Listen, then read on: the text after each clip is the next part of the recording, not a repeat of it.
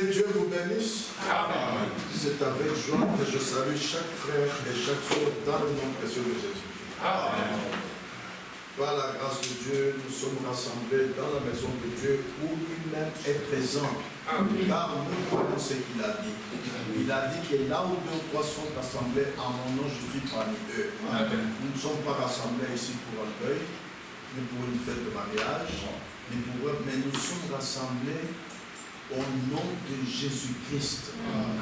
Alors Dieu est présent au milieu de nous. Soyons respectueux dans tout ce que nous entreprenons, croyant qu'il est là au milieu de nous. Démontrons ça par nos actes. Amen. Amen. J'ai la joie de revoir notre frère. Que Dieu te bénisse, mon frère. Amen. Le frère, je l'ai déjà salué la semaine passée. Amen. Que Dieu te bénisse. Maintenant, nous allons passer à la prédication de la parole de Dieu. Je vous invite à vous lever. Nous lirons dans l'évangile selon Luc, chapitre 8, le verset 50 seulement. Luc, chapitre 8, verset 50. Je lis la parole de Dieu. Mais Jésus, ayant entendu cela, dit au chef de la synagogue, ne crains pas, crois seulement et il sera sauvé. Amen. Amen. Notre Père céleste, Dieu très saint, nous avons la joie de nous retrouver dans ta maison par ta grâce. C'est toi qui, par ta grâce, as conduit les pas de chacun de nous, frères ou sœurs. Je remets tous entre tes mains, de sorte que ta parole qui a été lue, quand elle sera prêchée, que cela touche le cœur de chacun de nous. Et que personne ne fasse attention à ce que le prédicateur dit, mais à ce que le Saint-Esprit dit. Amen. De sorte que toi, par ton esprit qui connais les besoins de chaque frère et de chaque sœur, qui connaît ce que chaque frère et chaque sœur est venu chercher et qui a la foi dans son cœur, bénis-le. Bénis le frère, bénis la sœur. Je te le demande avec foi, dans le nom glorieux et tout-puissant de Jésus-Christ. Amen. Amen. Asseyez-vous, je vous en prie. Ce texte biblique que nous avons lu dans Luc chapitre 8, verset 50, parle de la résurrection de la fille de Jairus. Et c'est l'évangile. Aujourd'hui, je viens prêcher l'évangile. Et l'évangile, c'est la bonne nouvelle que Jésus est venu. Il nous a rachetés, il est mort à notre place. Il est ressuscité et a prouvé qu'il est le vainqueur de la mort. Il est le vainqueur du séjour des morts. Il est le vainqueur du péché, de la maladie et de tout ce que Satan a amené dans l'homme. Il a vaincu tout cela et il est monté au ciel et s'est assis à la droite de la majesté divine. Et là, il intercède sur base de notre confession. C'est ça l'évangile. Que fait-il donc? Il intercède sur base de notre confession. Peu importe le degré de la faiblesse, peu importe la gravité de la maladie, peu importe la profondeur du péché, peu importe l'état de la situation, il est là pour intercéder sur base de ce que nous confessons qu'il a fait pour nous. Et tout ce qui est compris dans l'expiation, blessé pour nos péchés, brisé pour nos iniquités, le châtiment qui nous donne la paix est tombé sur lui. Et c'est par ce maîtrise que nous avons été guéris. Toutes ces choses, ces attributs de sa mort que nous recevons dans notre cœur, que nous croyons être la vérité, et que nous confessons qu'il a fait cela, avant donc que nous ayons senti quoi que ce soit à ce sujet, il se tient là-haut devant Dieu pour arranger cela, pour intercéder. Amen. Amen. C'est pourquoi, du temps des pharisiens, quand une prostituée allait auprès de Jésus, il critiquait Jésus. Mais cet homme, s'il était fils de Dieu, il connaîtrait que... Mais les prostituées peuvent venir devant Jésus. Les croyants peuvent venir devant Jésus. Il est là pour nous tous. Dieu a tant aimé le monde qu'il a donné son Fils unique, afin que quiconque croit en lui ne périsse point, mais qu'il ait la vie éternelle. Amen. Amen. Retournons à Luc 8,50 que nous avons lu, et je relis cela. Luc chapitre 8, verset 50. Mais Jésus, ayant entendu cela, dit au chef de la synagogue, ne crains pas, crois seulement, et elle sera sauvée. Amen. Il s'agit de Jairus. Jairus avait une fillette d'environ 12 ans qui était malade. Et comme le ferait pratiquement tout le monde, Jairus l'emmena chez le médecin. Le médecin consulta l'enfant et dit, je vais lui donner des médicaments. Mais le lendemain, il est revenu car l'état de l'enfant s'empirait et ne faisait que s'empirer. L'heure était finalement arrivée où le médecin sortait et parla à Jairus en disant, Jairus, tu es un sacrificateur au temple et tu es un brave homme. J'ai été ton médecin pendant plusieurs années. Je suis désolé de te dire que ton enfant va mourir. Ah, tout le monde s'est mis à pleurer. Eh bien, c'était le moment d'agir. Non pas j'attends revoir Jésus, non. Ou j'attends le moment favorable, ou bien un soir, j'irai furtivement pour l'écouter, non. Mais le temps d'agir était arrivé. Si jamais il y a eu un temps pour agir, c'est maintenant. Vous devez agir en disant, je dois atteindre Jésus. C'est aussi une bonne instruction biblique pour nous. Quand le moment est grave et que l'homme ne sait plus rien faire, vous devez atteindre Jésus. Et c'est individuellement que vous devez agir. Il s'agit d'une expérience personnelle avec Jésus-Christ. Amen. Amen. Amen. Peut-être que quelqu'un avait déjà dit à Jairus que Jésus venait. Au même moment, Jésus était en train de traverser la mer, se dirigeant vers lui.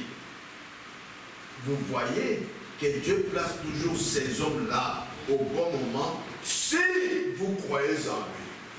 Pour celui qui croit en Dieu, Dieu place toujours ces hommes-là au bon moment, quand tu en as besoin. Jairus sortit et s'engagea dans la rue. Alors l'un de ses fidèles lui dit, où vas-tu? Il répondit, mais je vais voir Jésus. Ah, maintenant écoutez la réponse de ce fidèle.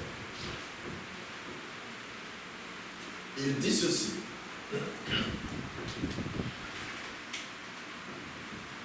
Ne jette pas l'opprobre sur notre Église en perdant le temps avec un tel fanatique. Il appelait Jésus un fanatique.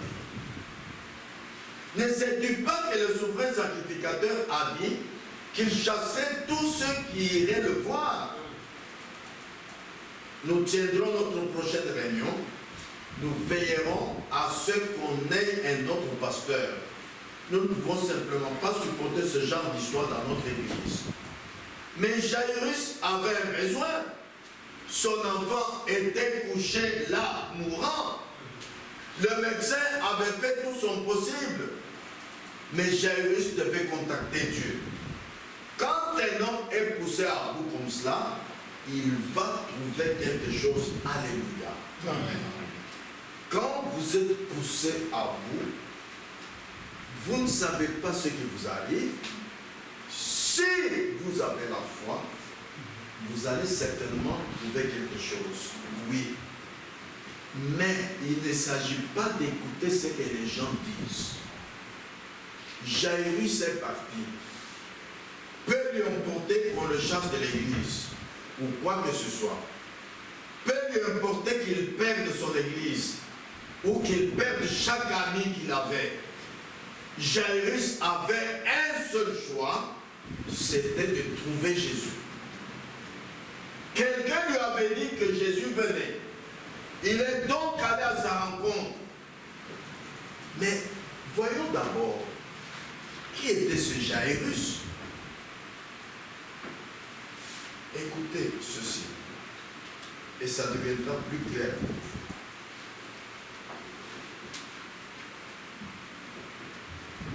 Jairus, c'était un petit homme sympathique.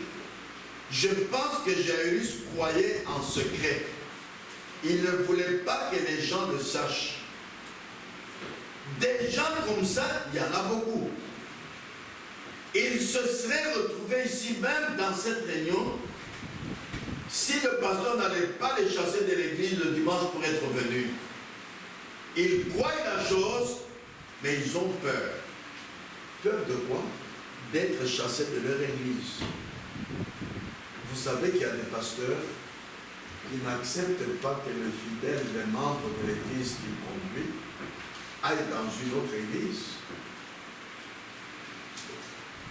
C'est comme si les gens devenaient esclaves du pasteur. Ce n'est pas du tout. Amen. Ah. Chacun est libre d'agir comme il entend. Mais ce n'était pas le cas de Jairus. Écoutez la suite. Jairus croyait, mais il avait peur d'être chassé de son église.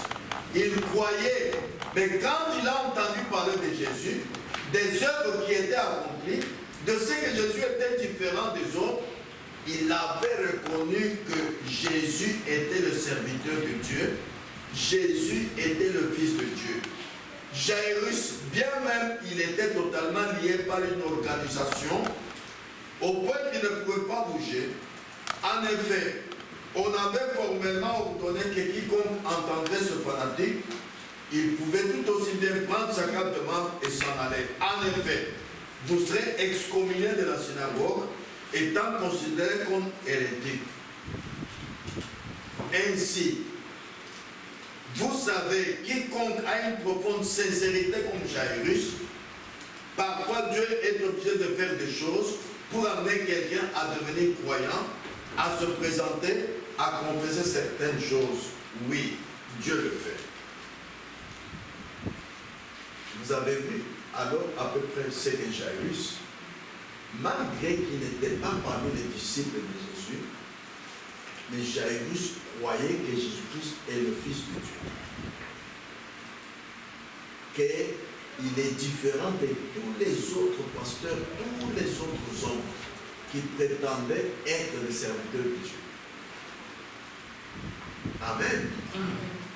Mais il n'osait pas le manifester à cause qu'il sera chassé de son église.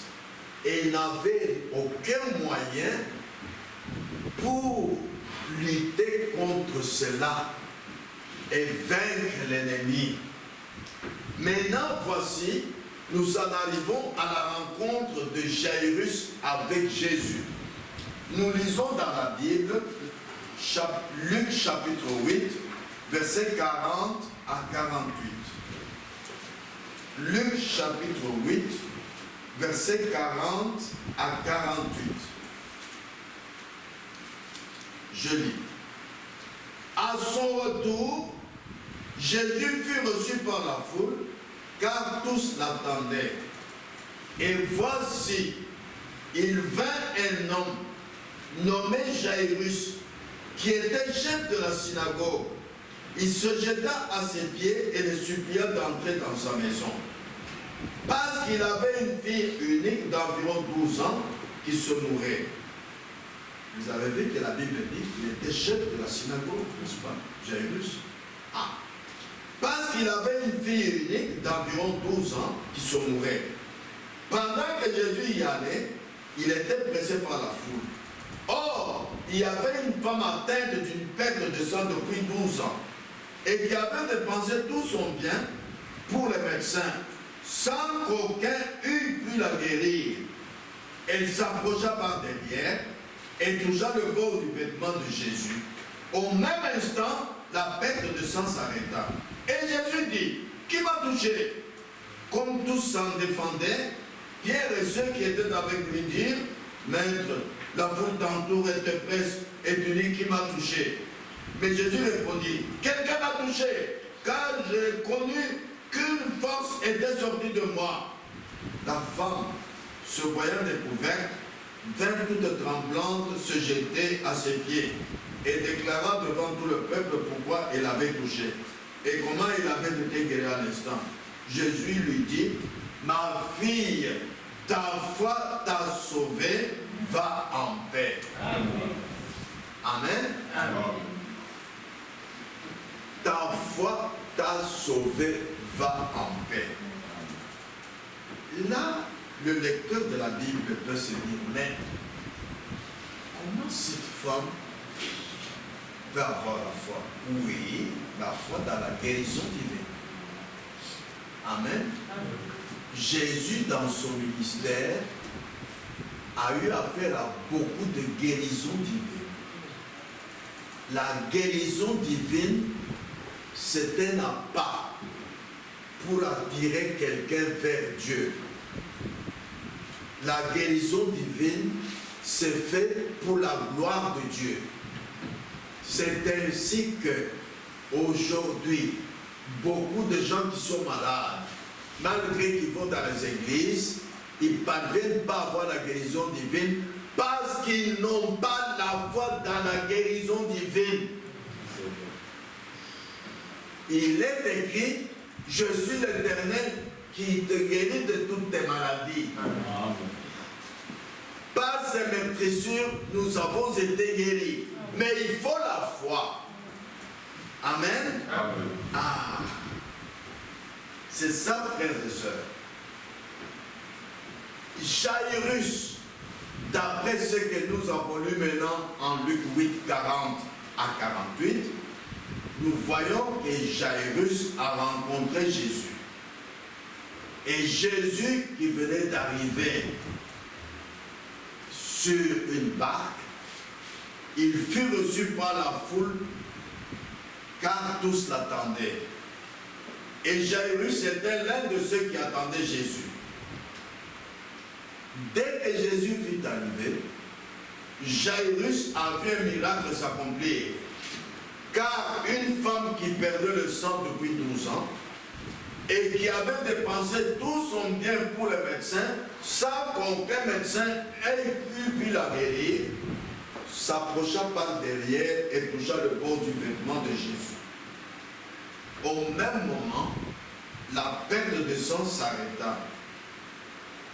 Ah, cela a encore élevé la foi de Jairus. Car nous lisons dans Matthieu 13, versets 15 à 17. Matthieu 13, versets 15 à 17. Nous lisons ceci. Car le cœur de ce peuple est devenu insensible. Ils ont endurci leurs oreilles et ils ont fermé leurs yeux, de peur qu'ils ne voient de leurs yeux et qu'ils n'entendent de leurs oreilles, qu'ils ne comprennent de leur cœur, qu'ils ne se convertissent et que je ne les guérisse. Mais heureux sont vos yeux parce qu'ils voient et vos oreilles parce qu'ils entendent. Ah, je vous le dis en vérité, beaucoup de prophètes et de justes ont désiré voir ce que vous voyez et ne l'ont pas vu, entendre ce que vous entendez et ne l'ont pas entendu. Vous voyez? Quand Jésus exerçait son ministère ici sur terre, ce que les gens voyaient Jésus faire devait les conduire à discerner quelque chose dans leur cœur. Ce que les gens entendaient Jésus dire, c'était différent des autres. Et cela devait conduire quelqu'un à discerner dans son cœur qui il est. Ah, frères et sœurs, c'était par cela l'accomplissement de ce que le prophète Ésaïe avait dit, que quand il viendra, les aveugles verront, les boiteux vont marcher, les sourds vont entendre. Quand les gens vont voir cela s'accomplir, ils doivent retourner dans leur cœur et dire, ah, c'est ce qui avait été prophétisé par le prophète Ésaïe, alors cet homme est le Messie. Vous voyez? Ah. Jésus dit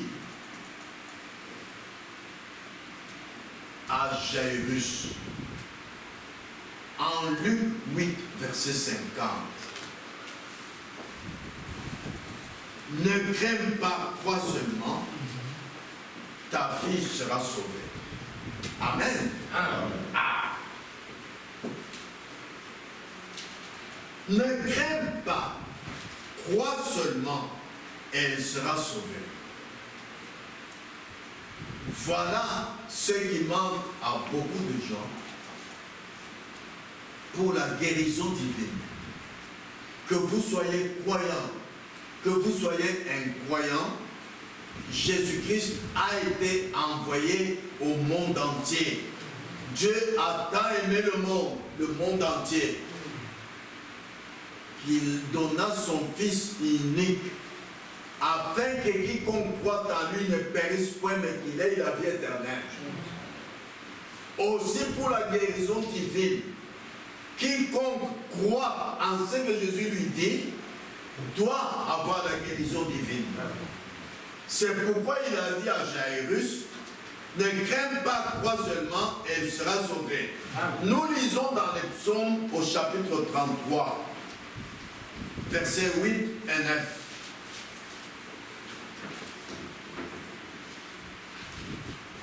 Psaume 33, versets 8 et 9. Que toute la terre craigne l'Éternel, que tous les habitants du monde tremblent devant lui, car il dit et la chose arrive. Amen. Il leur donne et elle existe. Amen. Cela s'est passé dans le ministère de Jésus. Mais malgré cela, beaucoup n'ont pas cru en lui. Nous lisons maintenant quelque chose de très profond dans le message de notre temps. Dans ce message, dans les élections de la fête de Jairus au paragraphe 31, écoutez, ce que les gens disent ne change rien. C'est ce que dit Jésus qui compte. Amen. Ce que maman dit ne change rien. C'est ce que dit Jésus qui compte. Amen. Écoutez, ce que le pasteur dit ne change rien. C'est ce que dit Jésus qui compte. Amen. Ce que propre homme a dit ne change rien. C'est ce que Jésus dit, c'est ce que dit Jésus qui compte. Ce que le médecin a dit ne change rien. C'est ce que dit Jésus qui compte. Amen. Il a dit crois seulement. Amen. Amen. Voilà ce qui manque à beaucoup. Et aujourd'hui, cette petite voix qui parle à ton cœur, beaucoup de gens minimisent cela. Or, il est écrit dans Hébreux 3, 7 et 8, selon ce que dit le Saint-Esprit. Aujourd'hui, si vous entendez sa voix, n'endurcissez pas votre cœur. Voilà où est le problème de beaucoup, même de ceux qui vont dans les églises. Il entendra une petite voix lui parler au cœur, il ne sait pas ce que c'est. Mais qui est Jésus pour vous aujourd'hui? Quand il est monté au ciel, il est revenu sous forme du Saint-Esprit depuis le jour de la Pentecôte pour être avec son peuple et pour être dans les croyants. Jésus n'est pas absent. C'est pourquoi la Bible dit, si notre cœur nous condamne, souvent, quand tu vas entreprendre quelque chose, ton cœur te dit non. Philippe te dit, non, allez, je vais quand même le faire. Vous voulez que Jésus vous parle comment? Vous voyez qu'il a parlé à Jairus, il dit, ne crains pas, crois seulement. Amen. Aujourd'hui, tu peux entendre beaucoup de voix. Même la voix du prédicateur qui vous prêche, ce n'est pas cela qui compte ou qui change quelque chose. Mais au travers du prédicateur qui vous prêche, il y a la voix du Saint-Esprit qui parle à votre cœur. Même quand vous êtes un grand lecteur du message de Frère Branham, ce que Frère Branham dit ne change rien. C'est ce que dit Jésus qui compte. Amen. Ah, ne dites pas que je l'ai inventé. Frère, sinon il faut dire, mais Frère Kanda, il commence à aller trop loin. Relis ça. Moi, je l'ai entendu en rouge. Ce que les gens disent ne change rien. Ce que dit Jésus qui compte. Ce que maman dit ne change rien. Ce que dit Jésus qui compte. Ce que le pasteur dit ne change rien. Ce que dit Jésus qui compte. Ce que Frère Branham a dit ne change rien. Ce que dit Jésus qui compte. Ce que le médecin a dit ne change rien. Ce que dit Jésus qui compte. Il a dit, crois seulement. Amen. C'est pourquoi ici à l'Assemblée, nous ne cherchons pas un meilleur pasteur, nous ne cherchons pas une meilleure église, nous cherchons à rencontrer Jésus. Amen. Amen. Amen. Quand tu as rencontré Jésus, même si tu es dans une mauvaise église, lui va te montrer quoi faire. Amen. Voilà ce qui compte. Amen. Amen.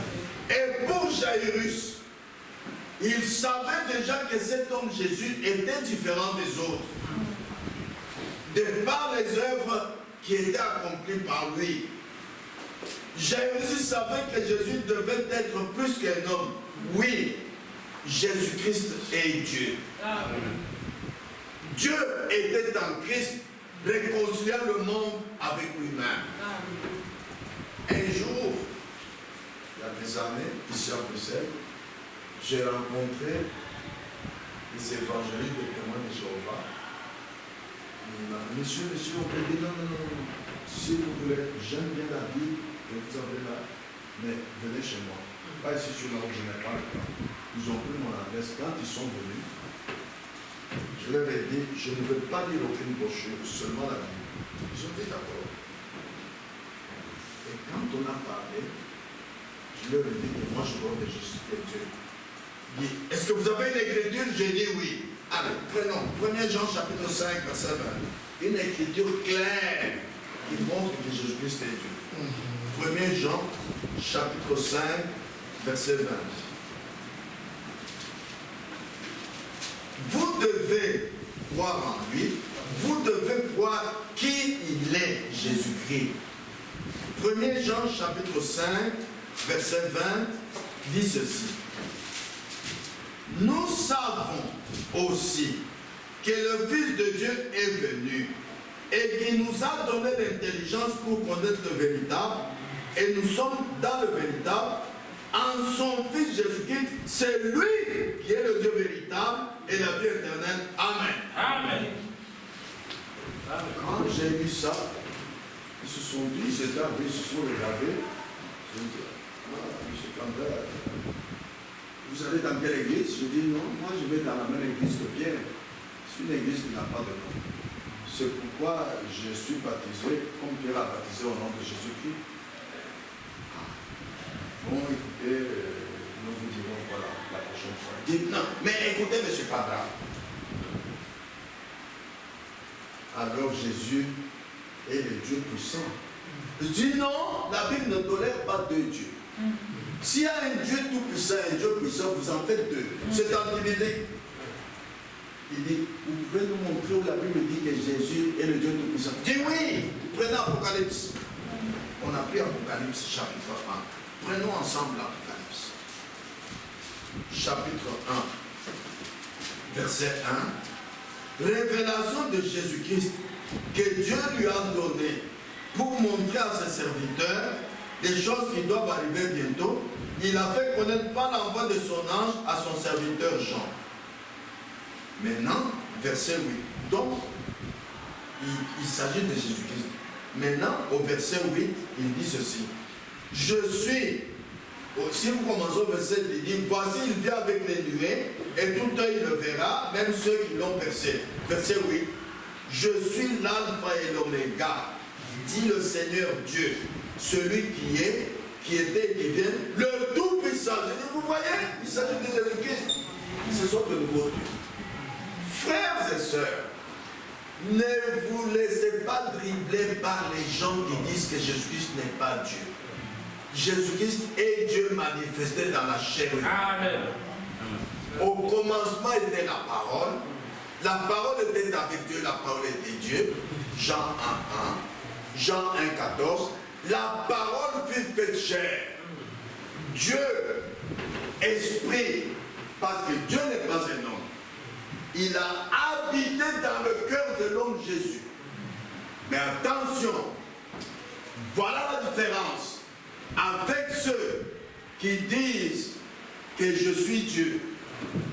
Jésus-Christ est le seul homme sur terre en qui l'Esprit de Dieu habitait dans toute la plénitude. Amen. Chez nous tous, même baptisés du Saint-Esprit, vous avez une partie de l'Esprit, une portion, pas tout. Mais Jésus-Christ avait tout. Et il disait, le Père qui habite en moi, c'est lui qui fait les œuvres. Le Père et moi, nous sommes un. Jésus est homme. Dieu est esprit. Jean 4, 24. L'esprit qui a créé toutes choses a tabernaclé dans l'homme Jésus. C'est pourquoi Jésus est Dieu manifesté dans la chair humaine.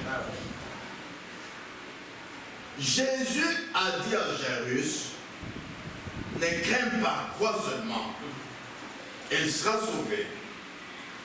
Mais les autres personnes qui étaient là ne croyaient pas comme Jairus. C'est pourquoi ils se sont moqués de Jésus lorsque Jésus a dit, ta fille n'est pas morte, elle dort. Mais pourtant, la Bible dit, dans Psaume 33, versets 18 et 19, Psaume 33, versets 18 et 19.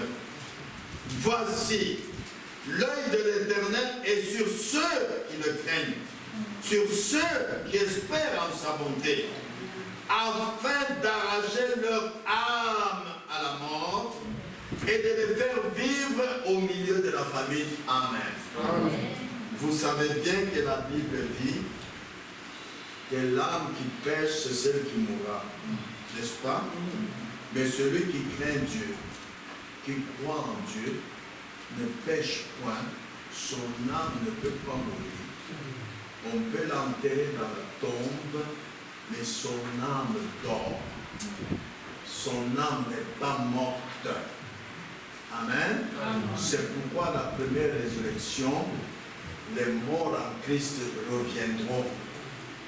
Et nous, les vivants, nous serons transmutés et nous allons monter vers Jésus pour aller dans l'enlèvement.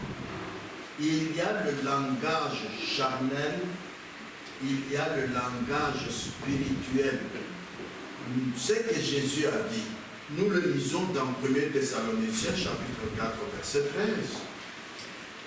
1 Thessaloniciens chapitre 4 verset 13.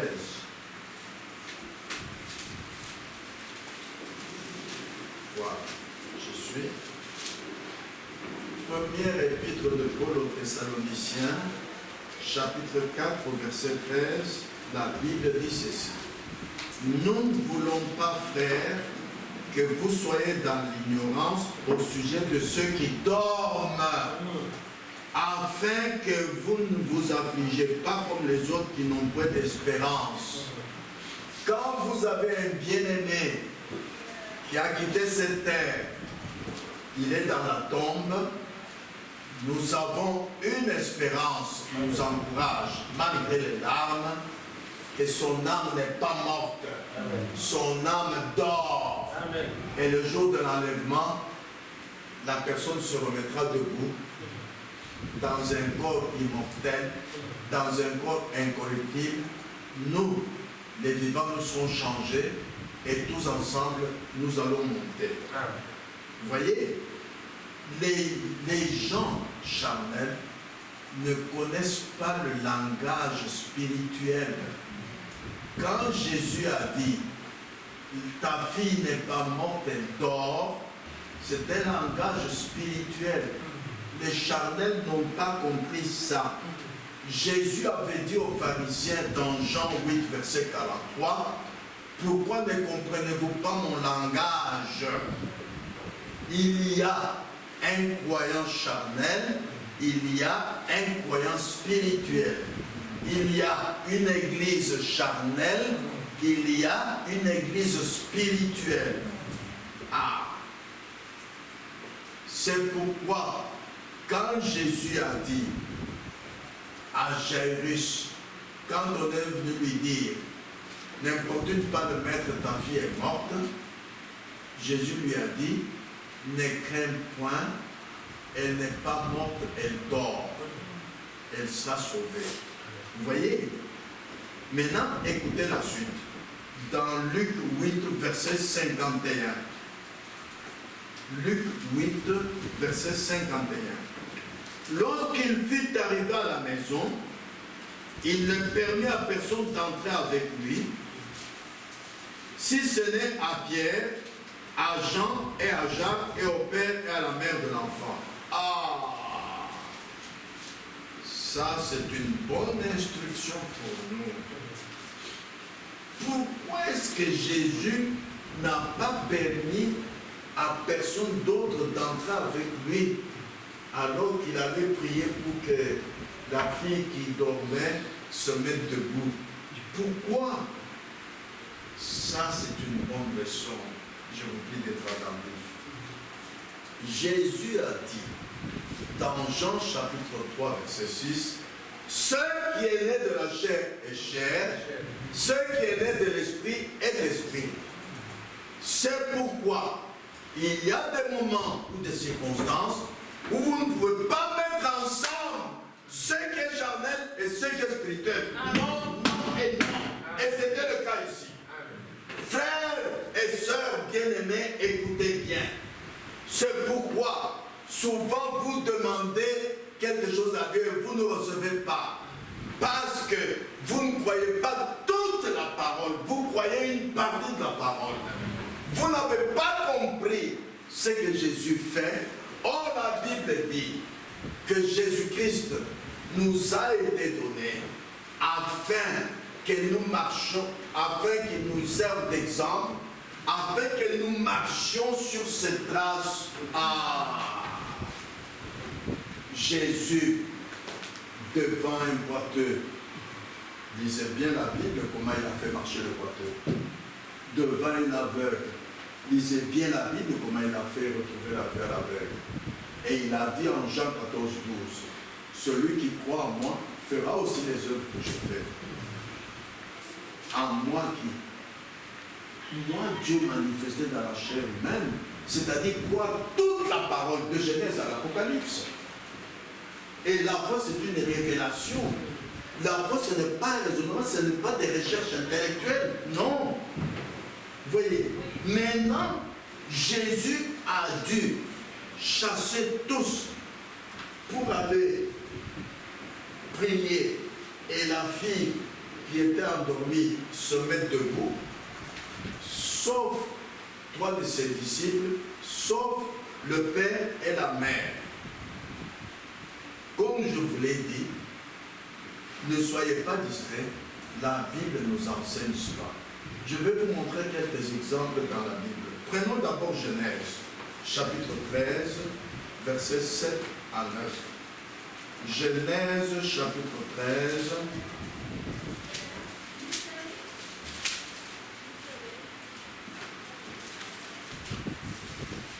Genèse, chapitre 13, versets 7 à 9.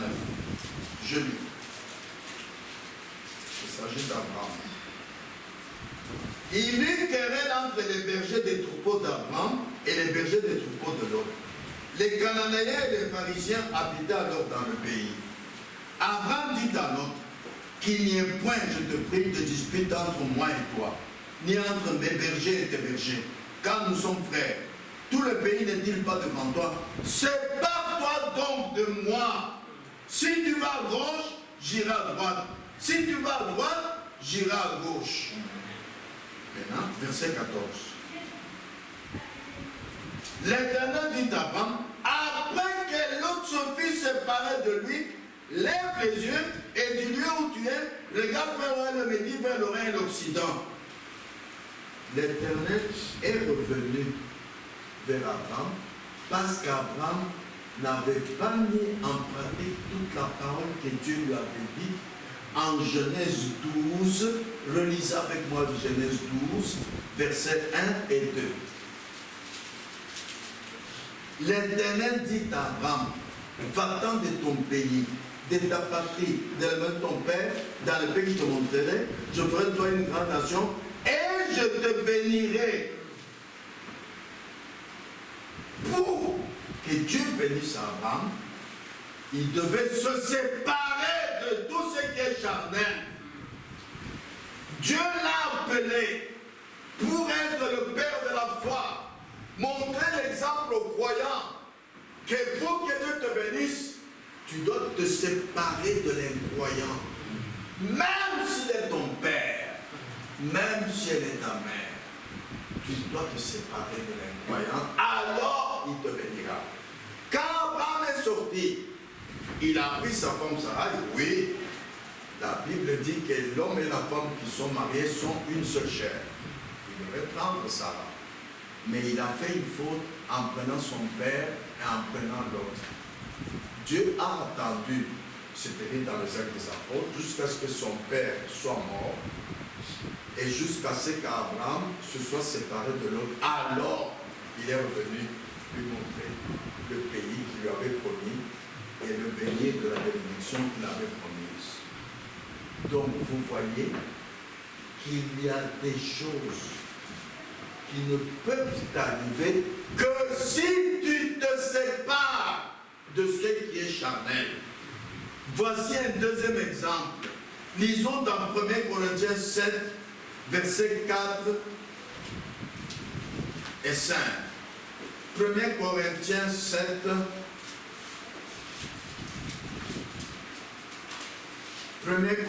chapitre 7, versets 4 et 5. Je lis. La femme n'a pas autorité sur son propre corps, mais c'est le mari. Et pareillement, le mari n'a pas autorité sur son propre corps, mais c'est la femme. Ne vous privez pas de l'autre, si ce n'est d'un commun accord pour un temps afin de vaquer à la prière. Ah, voilà ce que les mariés oublient. Il y a des prières. Quand vous devez la faire et que Dieu vous exauce, vous devez quitter votre femme avec son autorisation, bien sûr.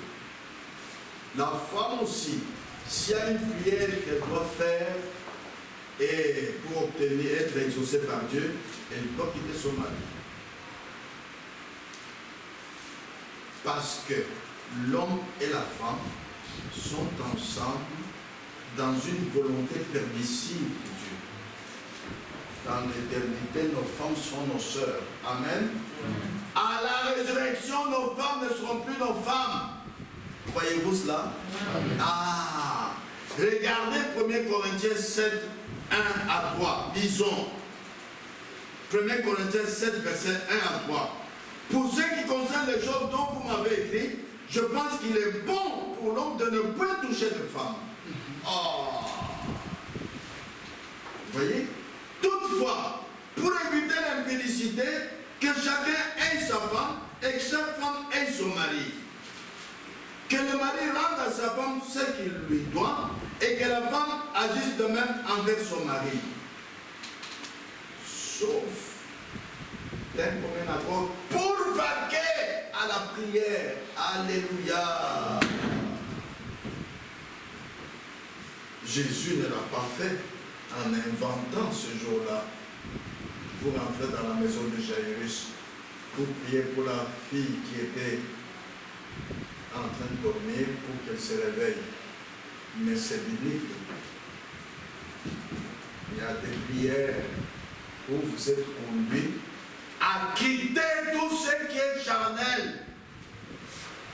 Alors vous pouvez être en contact avec Dieu qui est esprit. Et il peut vous donner la chose que vous demandez. Amen. Nous voyons un troisième exemple dans 1 Corinthiens chapitre 5, verset 11. 1 Corinthiens chapitre 5, verset 11. Je lis. Maintenant, ce que je vous ai écrit, c'est de ne pas avoir de relation avec quelqu'un qui, se nommant frère, est impudique, ou cupide, ou idolâtre, ou outrageux, ou ivrogne, ou ravisseur, de ne pas même manger avec un tel homme. Alléluia. Quand il faut qu'il y ait la séparation entre le charnel et le spirituel, même si c'est un frère, même si c'est une sœur qui ne vit plus la parole, ne mangez pas avec lui. Ah! Parce que la Bible dit, 2 Corinthiens, chapitre 6, lisons maintenant 2 Corinthiens, chapitre 6.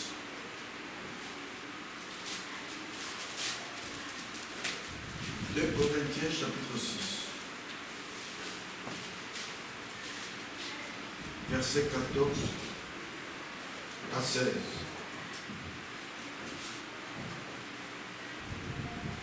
2 Corinthiens chapitre 6, verset 14 à 16.